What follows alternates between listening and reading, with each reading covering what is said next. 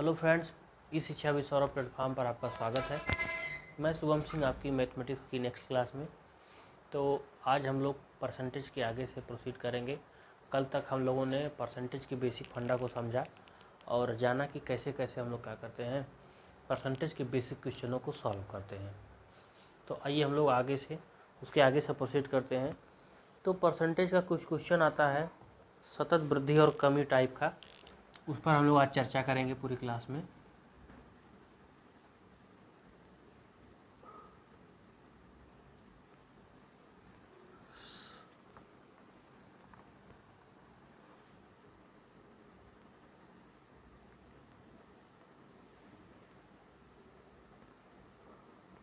सतत वृद्धि और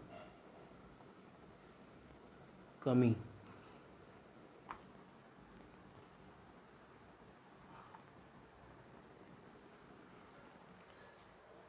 इस प्रकार के क्वेश्चन में क्वेश्चन इस तरीके से पूछता है कि अगर किसी वस्तु के दाम में 10% की वृद्धि कर दी जाए और उसके बाद पुनः 20% की वृद्धि कर दी जाए तो उस वस्तु के दाम में कुल कितने परसेंट की वृद्धि होगी। ध्यान से सुनेगा। इस प्रकार के क्वेश्चन में क्वेश्चन कुछ इस टाइप के आते हैं। अगर किसी वस्तु के दाम में 10% की वृद्धि कर दी जाए, उसके बाद पुनः 20% की वृद्धि की जाए, तो बताइए उस वस्तु के दाम में कुल कितनी परसेंट की वृद्धि की जाए। अथवा दूसरे टाइप का क्वेश्चन, अगर किसी वस्तु के दाम में 20% की कमी कर दी जाए, उसके बाद 10% की कमी कर दी जाए, तो बताइए कि फाइनल कुल कितने परसेंट की कमी हुई। तो आइए हम लोग क्या करते हैं, क्वेश्चन देखते हैं।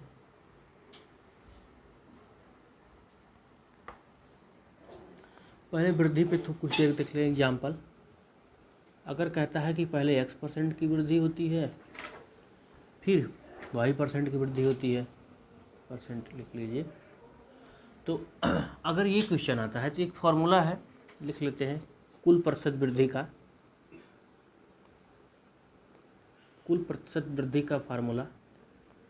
ये फार्मूला हम आपको इसलिए बता रहे हैं क्योंकि ये बेसिक फार्मूला है, लेकिन इस फार्मूले का आपको यूज नहीं करना है, हम आपको बताएंगे। x plus y plus x y by 100, ये क्या है? कुल प्रतिशत वृद्धि है।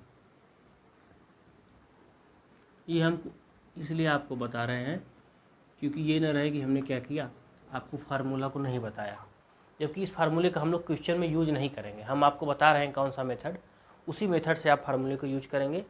यह मेथड तभी काम आता है जब परसेंटेज कुछ 10%, 20%, 50%, 100% इस प्रकार का दिया रहता है, तो इस फार्मूले पे आसानी से क्या होता है, कट जाता है। अगर मान लीजिए 12.5% है, 16% है, 25% है या फिर 35% है, तो आपको अपने पुराने मेथड से ही सॉल्व करना पड़ेगा, जो हमने आपको बताया था कि परसेंटेज को पहले फैक्टर में कन्वर्ट करिए, फिर फैक्टर की मदद से आगे क्या करिएगा, सॉल्व करिएगा। तो आइए न्यूमेरिकल लिखते हैं, उसको सॉल्व करते हैं। एग्जाम्पल है, कह रहा है किसी वस्तु के दाम में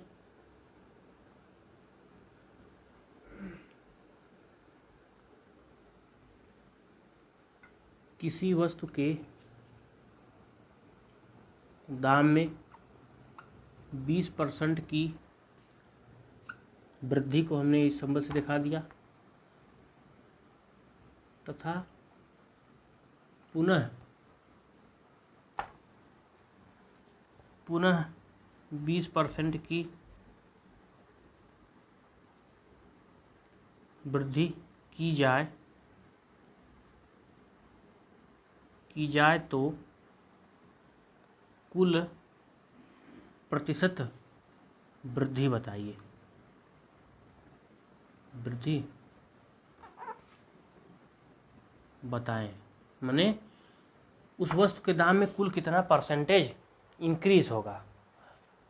तो इस प्रकार के क्वेश्चन को हम लोग इस फार्मूले से पहले सॉल्व करेंगे, आपको बता देंगे कि बेसिक तरीका क्या है, उसके बाद हम अपने मेथड से बताएंगे कि कैसे सॉल्व किया जाएगा।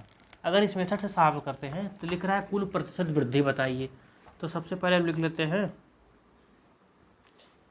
टोटल परसेंटेज चेंज कितना हो जाएगा, x plus y plus x y by 100। हमारी x की वैल्यू यहाँ पे 20 दी हुई है और y की वैल्यू भी 20 दी हुई है। तो क्या करते हैं, x लिखते हैं प्लस y की वैल्यू लिखते हैं प्लस एक्स वाई है, अर्थात 20 गुणे 20 और पूरे के बटे 100। 2 जीरो से 2 जीरो हमने काट दिया, 20 20 40 प्लस 4, अर्थात फाइनल कितना आया 44%। अर्थात क्या कह रहा है, ये मेरा आंसर हो जाएगा। क्वेश्चन क्या कह रहा है, क्वेश्चन कह रहा है बताइए अगर किसी वस्तु के दाम में 20% की वृद्धि की जाती है फिर पुनः 20% की वृद्धि कर दी जाती है, तो बताइए उस वस्तु के दाम में कुल कितने परसेंट की वृद्धि होती है। तो हमने आपको ये फार्मूला बताया कि अगर किसी वस्तु के दाम में वृद्धि अगर कंटिन्यूअस x% और y% की होती है तो कैसे निकालते हैं कुल परसेंटेज वृद्धि, x plus y plus x y by 100। हमने इसी फार्मूले को अप्लाई किया। x की वैल्यू चूँकि हमारी 20 है, y की वैल्यू भी 20 है, तो हमने क्या किया, x plus y plus x y by 100 solve किया, 44% आ गया। अर्थात आंसर क्या हुआ कि अगर किसी वस्तु के दाम में एक बार 20% की वृद्धि की जाए, दोबारा फिर 20% की वृद्धि की जाए, तो उसके दाम में कुल 44% की वृद्धि होगी। अर्थात 20 और 20 40 होता है, लेकिन 40 से ज़्यादा वृद्धि होगी। कब, जब वृद्धि सतत वृद्धि हो, अर्थात कंटिन्यूअस हो, मतलब एक बार वृद्धि की जाए फिर दोबारा उसी वृद्धि पे दोबारा वृद्धि की जाए। ये हमारा बेसिक तरीका है। अब हम आपको बताते हैं आप सॉल्व कैसे करेंगे।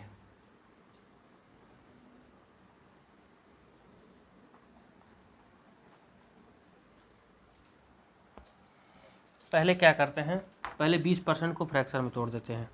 तो 20% को जब फ्रैक्शन में तोड़ेंगे तो हमने आपको बताया था परसेंटेज को भिन्न में कन्वर्ट करने के लिए 100 से भाग देते हैं, तो हमारा आ जाएगा 1/5, 20 25 100। अब 20% का मतलब 1/5, 20% की वृद्धि हो रही है, अर्थात 5 हमारा मूल मान है, 1 हमारा बढ़ा हुआ मान है, अर्थात हमारा 5 से कितना हो रहा है, 1 बढ़ के 6 हो जा रहा है। अब ध्यान दीजिएगा, एक बार 20%, फिर दोबारा 20%, अर्थात एक बार 1/5, फिर दोबारा 1/5।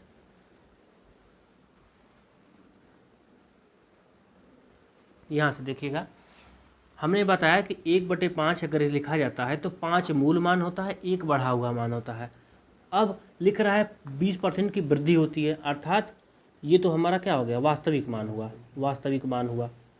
और नया मान क्या होगा, नया मान 5 + 1 अर्थात 6 के बराबर होगा। अब ध्यान दीजिएगा कि अगर 20% की वृद्धि होती है तो 5 से कितना होता है, 6 होता है। वास्तविक मान हमारा 5 है और बढ़ के कितना हुआ, 6 हुआ। एक बार नहीं 2 बार होता है, तो हम 2 बार लिखेंगे, दोबारा फिर लिखेंगे, 5 से बढ़ के 6 होता है।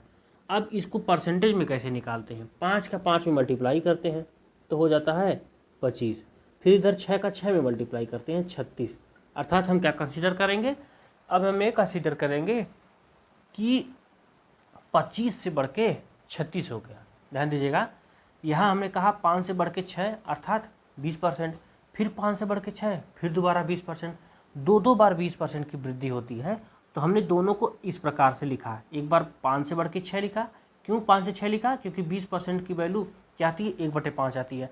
अगर 5 मूल मान है तो बढ़ा हुआ मान क्या होगा, 1 बढ़ता है तो बढ़ा हुआ मान 6 होगा, अर्थात 5 से बढ़ के हमारा 6 हुआ।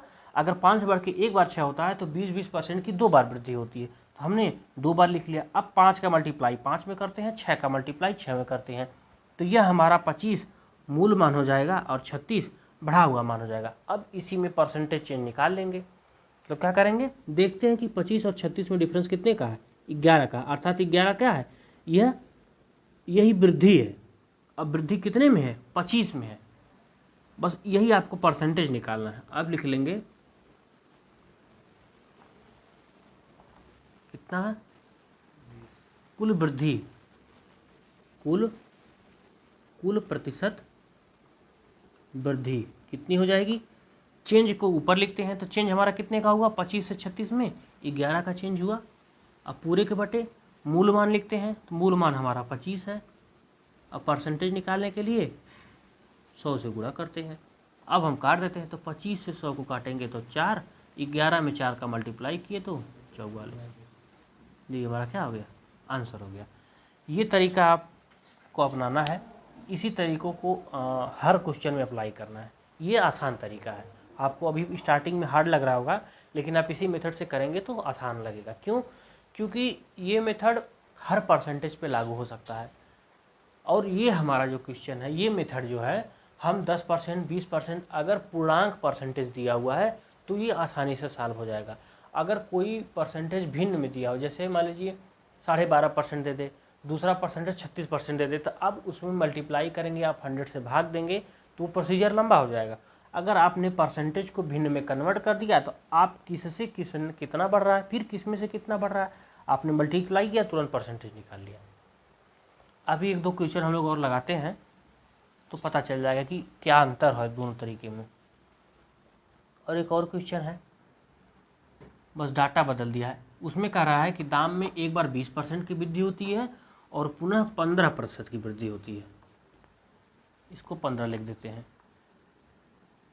15% की वृद्धि होती है तो कह रहा है कि कुल प्रतिशत वृद्धि बताइए, 15%। अब क्या करेंगे, एक बार 20% को तोड़ेंगे फ्रैक्शन में, एक बार 15% को तोड़ेंगे। तो 20% को जब तोड़ेंगे तो क्या लिखेंगे, 1/5, अर्थात 5 से बढ़ के 6 हो गया। अब 15% को तोड़ते हैं, तो हमने बताया था परसेंटेज को भिन्न में तोड़ने के लिए 15% है, तो 15% को तोड़ेंगे तो क्या लिखेंगे, 15/100। 5 से काटा हमने तो 5 3 15, और 5 से काटा तो 20/100, अर्थात 3/20, 3/20। अब ये क्या कहना चाह रहा है कि नया मान, इसके लिए नया मान क्या होगा, इसके लिए नया मान हो जाएगा मूल मान 20 और बढ़ा हुआ मान 20 में से 3 जुड़ जाएगा, अर्थात 20 3 23। अब इसको हम कैसे फ्रैक्शन में लिखेंगे, ध्यान दीजिएगा।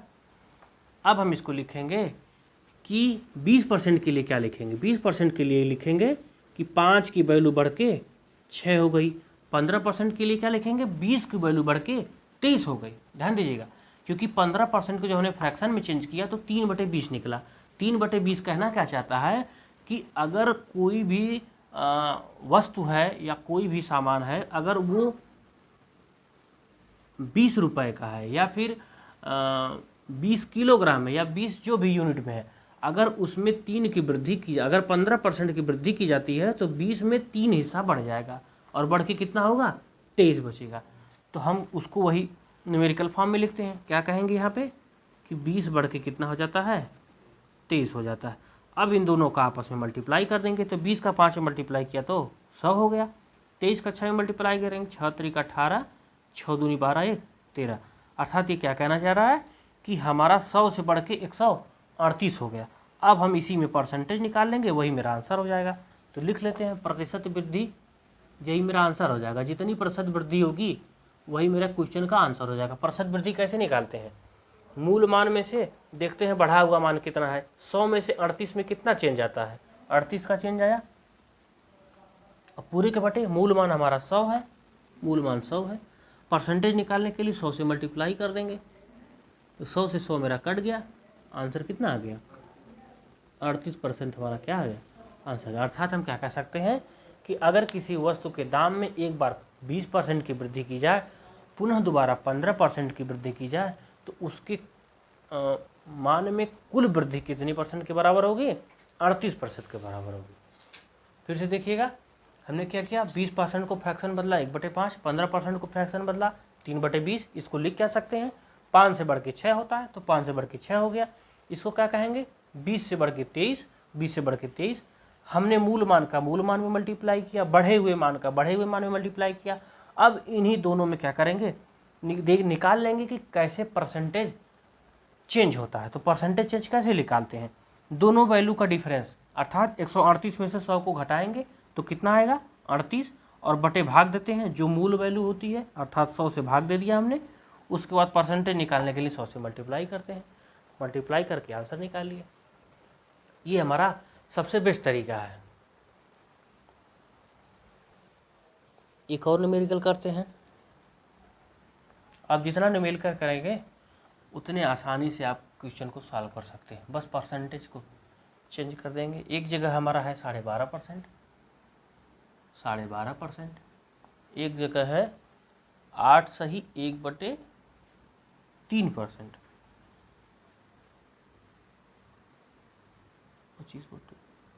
8/1/3%। अब क्वेश्चन कर रहा है कि किसी वस्तु के दाम में अगर 12.5% की वृद्धि की जाए, पुनः 8/1/3% की वृद्धि की जाए, तो बताइए कि कुल कितनी प्रतिशत की वृद्धि होगी। तो वही करेंगे, 12.5% और 8/1/3% का क्या करेंगे, अलग अलग फैक्टर मान निकाल लेंगे। तो आइए निकाल लेते हैं।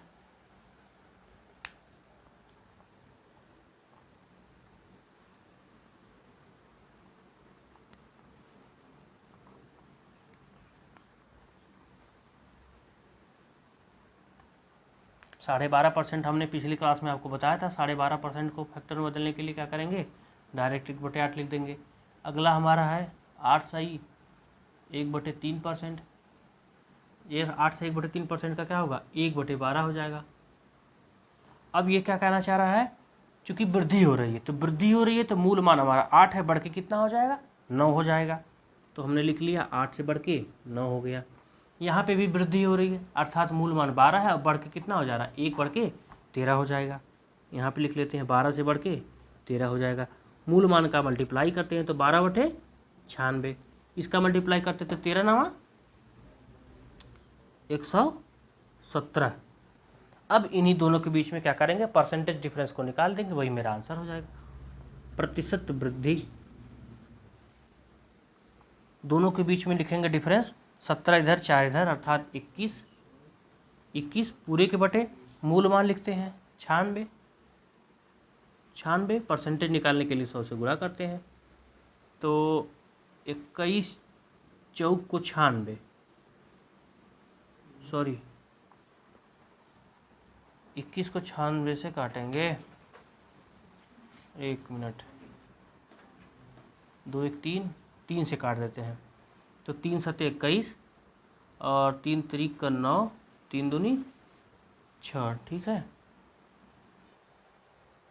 इसके बाद हम लोग क्या करेंगे, 4 से काट देंगे 32 में, तो 4 का काटेंगे तो 25 चौको 100, 25/32।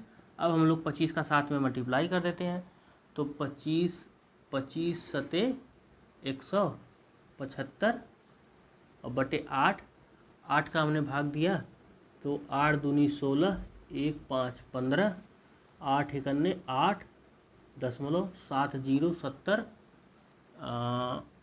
8 8 64, फिर 6 0, 8 6 48, 8 7 56, 4 0, 8 5 40। ये हमारा परसेंटेज है, यही मेरा आंसर 21.875। फिर से ध्यान दीजिएगा, हमने क्या किया, एक बार 12.5% की वृद्धि की, दोबारा 8/1/3% की वृद्धि की। अब हम कह रहे हैं कि पहले परसेंटेज को फैक्टर में कन्वर्ट कर देते हैं। तो हमने आपको पहले से परसेंटेज बता रखा है, फैक्टर 1/2 से लेके 1/13 तक बताया है। तो हम कहते हैं अगर 12.5% उसको 1/8 लिख सकते हैं, 8/1/3% को 1/12 लिख सकते हैं। उसके बाद हम क्या किया, हमने कहा कि अगर वृद्धि होती है तो 8 से 9 हो जाएगा, यहाँ वृद्धि होती है तो 12 से 13 हो जाएगा। तो हमने 8 से 9 लिख लिया, 12 से 13 लिख लिया। मूल वैल्यू को मूल वैल्यू से मल्टीप्लाई किया तो 12/96, 13 को 9 से मल्टीप्लाई किया, 13 9 117। अब हमको परसेंटेज वृद्धि निकालना है, तो परसेंटेज वृद्धि निकालने के लिए क्या करते हैं, दोनों संख्याओं का अंतर, तो 117 में से 96 का अंतर निकालेंगे तो 17 4 21 आएगा, बटे भाग देते हैं मूल वैल्यू से, 96 मूल वैल्यू है, भाग दिया, परसेंटेज निकालने के लिए 100 से मल्टीप्लाई करते हैं, हमारा आ गया 175/8। हमने परसेंटेज निकाल लिया तो 21.875%, अर्थात कुल परसेंट वृद्धि कितनी आएगी, 21.875% की कुल वृद्धि आएगी। इसी प्रकार आप कितने भी टाइप के क्वेश्चन को इजीली सॉल्व कर सकते हैं। अब हम लोग थोड़ा सा, ये वृद्धि टाइप का हो गया, अब कमी टाइप भी थोड़ा क्वेश्चन कर लेते हैं।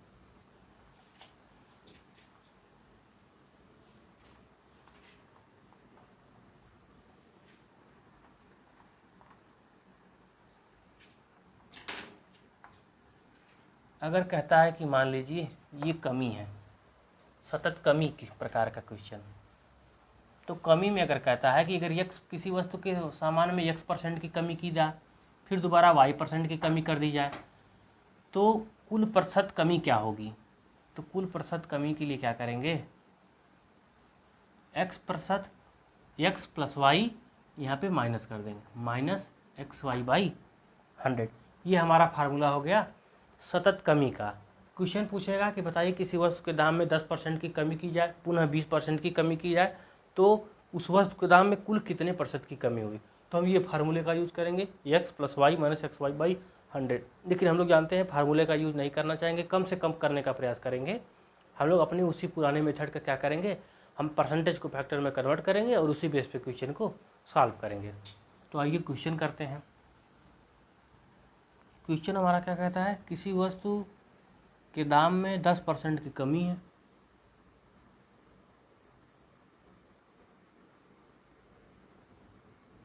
किसी वस्तु के दाम में 10% की कमी की जाए,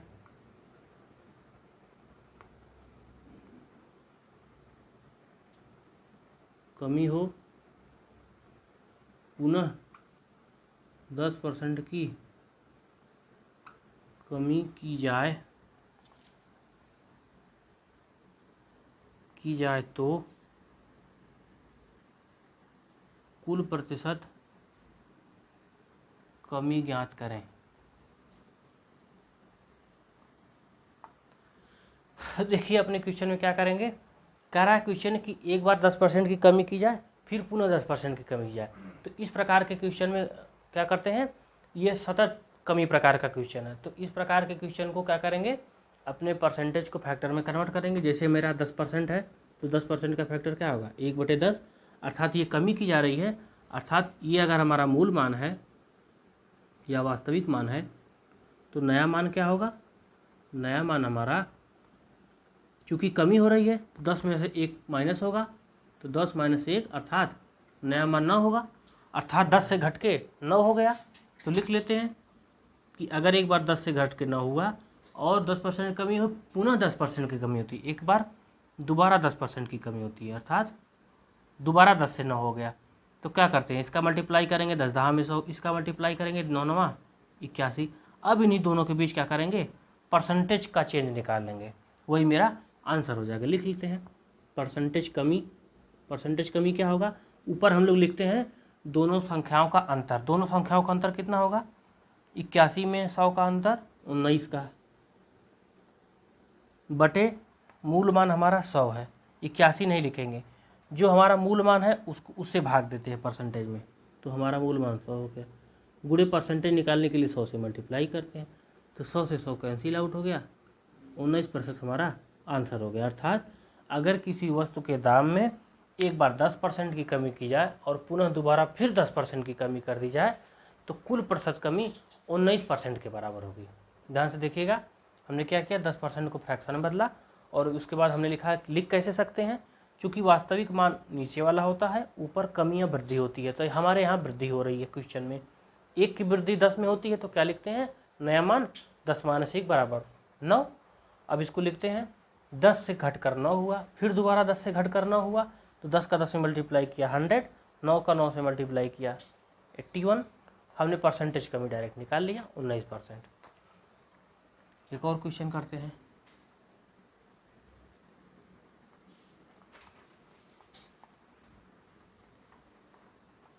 अगला क्वेश्चन है, किसी वस्तु के दाम में एक बार 20% की कमी कर रहे हैं, फिर एक बार 11/1/9% की कमी कर रहे हैं।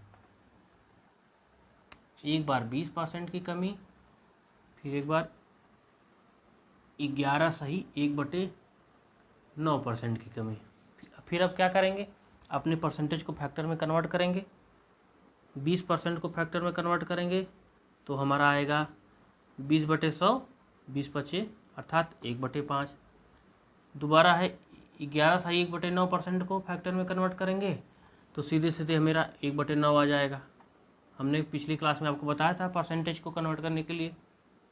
अब इसको लिख क्या सकते हैं, तो अगर 5 हमारा मूल मान है, 1 की कमी होती है, तो अर्थात नया मान हमारा क्या हो जाएगा, 5 माइनस 1 अर्थात 4 कमी हो रही है, अर्थात 5 से घटकर हमारा कितना हो जाता है 4 हो सकता है। इसको क्या लिख सकते हैं, अगर मूल मान हमारा 9 है, अगर उसमें 1 की कमी कर दी जाए तो नया मान हमारा 8 हो जाएगा, अर्थात 9 से घट के कितना हो जाएगा 8 हो जाएगा। फिर हमको मूल मान का आपस में मल्टीप्लाई करना है, 9 पचे 45, फिर घटे हुए मान का आपस में मल्टीप्लाई करना है, 8 चौको 32।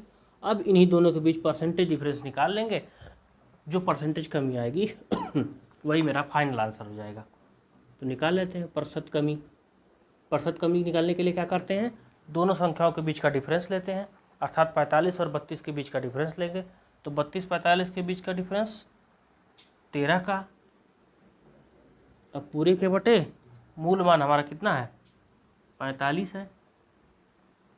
परसेंटेज निकालने के लिए 100 से मल्टीप्लाई कर देंगे, तो 5 से काटते हैं तो 5 9 45, 5 20, मल्टीप्लाई करेंगे तो 13 दूनी 26, 260 बटे 9, 3 से काटते हैं तो 3 बटे 24, 6 2 8, 3 से नहीं कटेगा। अब क्या करेंगे, भाग दे देते हैं, तो 9 त्रिक 27, 9 दूनी 18, 9 दूनी 18, 6 2 8 80, 9 अठे 72 दशमलव 80, फिर 9 अठे 18, 9 दूनी 18, 6 2 8 80, फिर 9 अठे 72, फिर 80 दशमलव लगाया, फिर 9 अठे 72, 88% आएगा। 28.88% मेरा आंसर आ जाएगा। ध्यान दीजिएगा, अगर वस्तु के दाम में 20% की वृद्धि होती है, दोबारा 11 सही 1/9% की वृद्धि होती है, तो फाइनल 20% की कमी होती है, दोबारा 11 सही 1/9% की कमी होती है।